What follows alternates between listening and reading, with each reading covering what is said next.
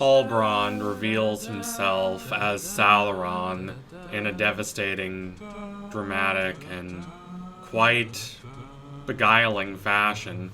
Celebrimbor forges the Rings of Power with Galadriel's consent, even though Galadriel by this point knows that Halbrand is Sauron, and that his ideas are likely not entirely reliable, and yet she cannot bring herself to reveal the truth about what happened between her and Halbrand. She has worked so hard and so passionately throughout the season to prove that Sauron is back, and to try and restore herself to the good graces of the elves, to admit that she unwittingly helped Sauron in her ambitions to rescue the world from the darkness that is descending upon it, and in that process help gain a sense of closure and catharsis that she hasn't had since the death of her brother. That would be a pretty bleak admission for Galadriel to make. So she says nothing, and the show rolls on.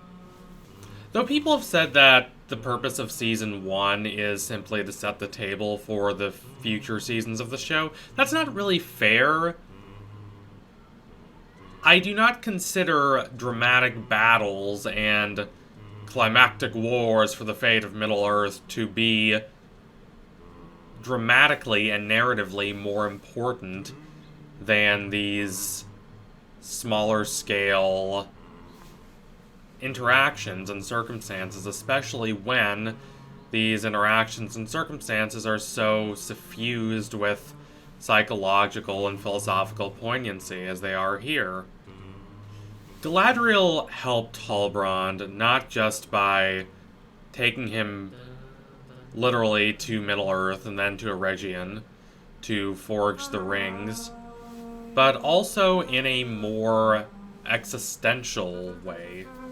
I do not like the idea that Halbrand was secretly all-powerful Sauron this entire time and he was just tricking her at every step of the process. That makes the whole center of that storyline into a trick, not a deception, and there is a difference. Galadriel has agency. She had the choice to not bring Halbrand to Middle-earth, to not support him as the king of the Southlands, to not constantly be encouraging him to be more brave and daring instead of being roguish and caught up in the inanities of life on the margins of society. No one did more to restore his confidence than Galadriel, and I believe that restoration should be read as sincere. That is the way the drama is most affecting, and that lines up the best with the events that the show has actually given us.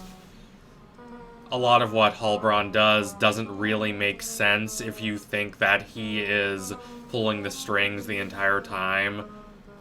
I think it's much more likely and much more emotionally devastating for Galadriel if Halbrand, was despairing, if he was despondent about his hopes of regaining power, and Galadriel, with her support and her openness, restored him to the status of this ambitious figure willing to enforce his idea of what is right and orderly, even if that means restricting the freedoms of others. Galadriel is deceived, but not because Sauron plays any overly complicated tricks on her. He merely allows her to believe what she wants to believe. She never reconsiders whether what she's doing is right, whether it's wholeheartedly the right thing to do to push Halbrand to be the king of the Southlands, because she is so monomaniacally committed to her abstract, grandiose goals and the personal fulfillment she believes they will finally bring her. many of the decisions she makes are not terrible. And I think a lot of the criticism she gets is entirely overblown. But she does, in fact, become so devoted to the idea that she is the one who's right, that she refuses to think about all the strange mysteries and uncertainties and ambiguities in the world that can lead one to making the wrong choice, as she does. I'm saying all this for a lot of reasons, but most of all to demonstrate that Season 1 is a complete season. It tells a complete story. Aside from maybe the Numenor stuff, which is left hanging a little bit, but even that hits a sort of climax with the death of the king. The Nori and the Stranger, I'm very tempted to just call him Gandalf at this point, storyline, is not my favorite, but even that comes to a sort of resolution, as does the dwarves and Elrond storyline, as does the storyline about the manipulations and ambitions of Adar, as does the whole plot about Bronwyn and Arondir and the Southlands that turned into Mordor. But that doesn't mean I'm not excited to see where the show goes in Season 2. In fact, I'm quite intrigued. As much as I adored Season 1, and I did, there are many points where the show can improve, and there are many threads, narratively and thematically, that the show has the opportunity to expand upon. So I'm going to contemplate what I think the show could do with these threads going forward.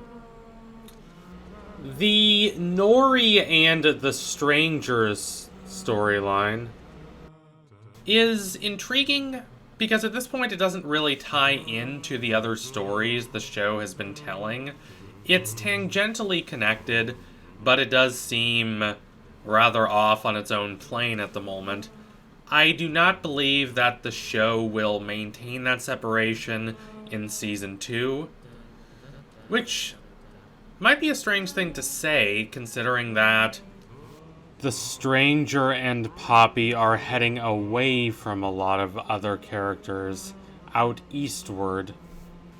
The land they are going to is Rhûn.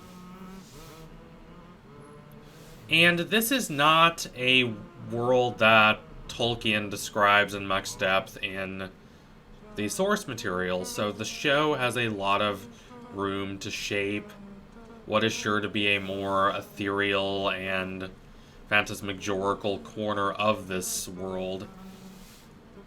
Because it's so shadowed in mystery, and because it's associated with all things cosmic and supernatural, I imagine it's going to be quite a departure from some of the locations we've seen thus far.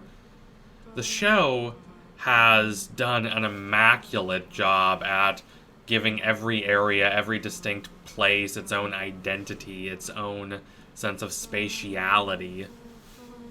Instantly, you can recognize a Numenor scene from a scene in the Southlands, from a scene with the dwarves, just by looking at the color palette, the set design, the art direction, the cinematography.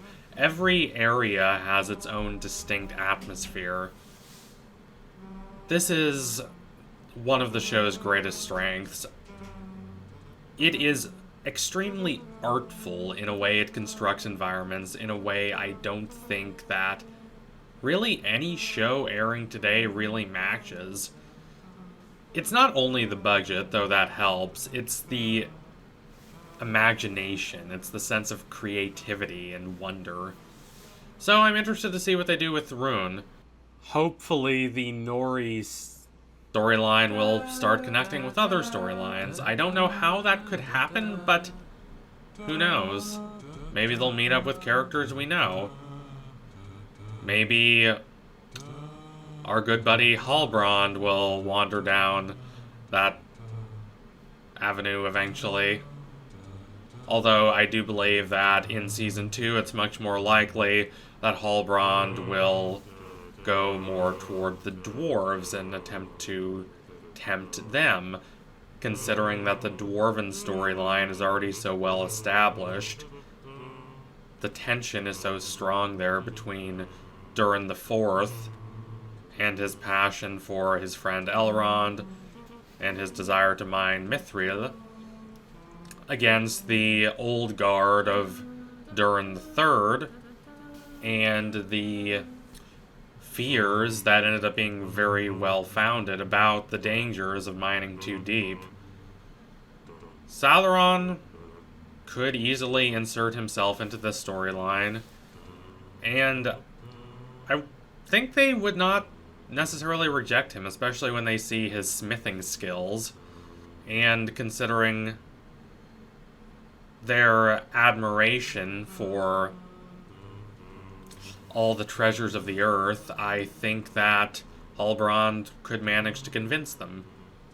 He can be quite tempting, as demonstrated by his interactions with Galadriel in episode 8. Even when he has revealed his true identity, and even when she is so determined to loathe him, she still finds him tempting. His offer is appealing to her, and a lot of what he says about how the others haven't trusted her and how they would certainly reject her if they knew that she had helped him, a lot of that is true. Perhaps for the Nori and the Stranger storyline, they could witness Arondir or Bronwyn intervene to some degree, although it does seem like the characters in the Southlands are moving toward what will become Gondor. We're probably going to see the founding of Gondor at some point in the show. I am also hoping that we see Poppy join Nori and the Stranger at some point this season. If you're going to go with the Frodo and Sam parallels, I would suggest going with them all the way and really committing to that pathos. I'm not sure what Poppy could do on the outskirts of the storyline at this moment.